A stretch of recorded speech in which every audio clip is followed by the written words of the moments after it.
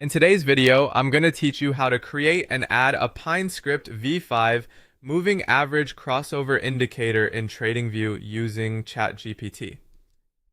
We're going to keep this simple and practical. The goal is to generate a PineScript V5 indicator that plots a 20-day moving average crossing over a 50-day moving average, along with buy and sell signals, then place that script into TradingView and apply it to a chart. To begin, open ChatGPT and type a clear prompt asking for the exact script you need.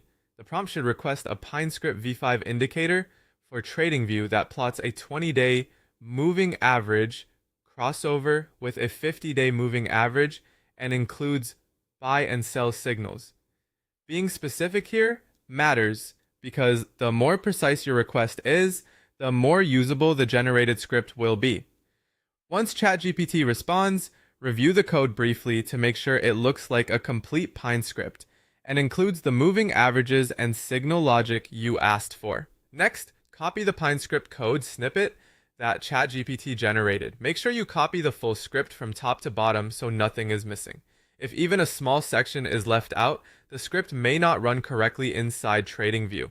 It's also a good habit to copy carefully and avoid any extra text outside the code itself. Now head over to TradingView, open tradingview.com, load any chart you want to work with, and look toward the bottom of the screen for the Pine Editor tab.